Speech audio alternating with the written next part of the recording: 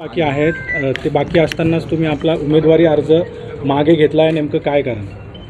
नाही, ते असं आहे, आपण त्या दिवशी जेव्हा 7 तारखेला मी नामांकन अर्ज दाखल केला होता, त्या दिवशीच मी स्टेटमेंट दिली होती की आमचे वरिष्ठ जो निर्णय देतील तो आम्हाला मान्य राहील.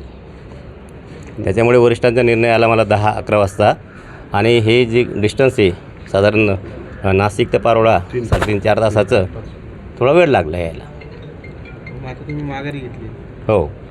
मग आता तुम्ही पूर्ण पाठिंबा देऊन यांच्या प्रचारात उतरणार आहात? हो. महाविकास आघाडीचं मग काय उतरावंच लागलं ना प्रचारात.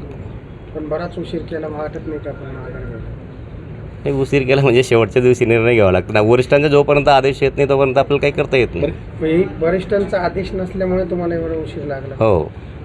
मागच्या काही दिवसापासून काही जागांवरून दोन्ही पक्षांमध्ये खरं तर वाद सुरू होते.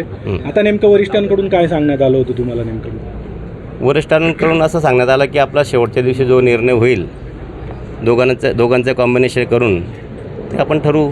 जो आमचा आदेश असेल तो तुम्हाला मान्य करावा लागेल. आपण तर ज्या दिवशी आपण फॉर्म फिलअप केला त्या दिवशी सुद्धा मी हे स्टेटमेंट केलं होतं तुम्हाला. वरिष्ठ कोण आहे नेमके? सेनेचे वरिष्ठ नाना पटोले साहेब आहेत काँग्रेसचे, कारण की मी काँग्रेस गटाकडूनच होतो, आणि सेनेचे उद्धव साहेब. थोड्या वेळापूर्वीच तुम्ही शिवसेना प्रमुख उद्धव ठाकरे यांच्याशी चर्चा केली फोनवर. काय शिवसेना प्रमुख काय आश्वासन दिलं का आपल्याला? आता असं आहे, शिवसेना प्रमुखांनी आश्वासन असं दिलं आहे की पुढे फ्युचरमध्ये तुमचा कुठेतरी आम्ही विचार करणार आहे की आज आमच्या शब्दाला तुम्ही मान दिला किंवा जो आम्ही आदेश केला तो तुम्ही पाळला तर येणाऱ्या काळात लवकरच तुमचा विचार केला जाईल, असं नानासाहेब पटोले साहेबांनी सुद्धा सांगितलं आणि उद्धव साहेबांनी सुद्धा सांगितलं.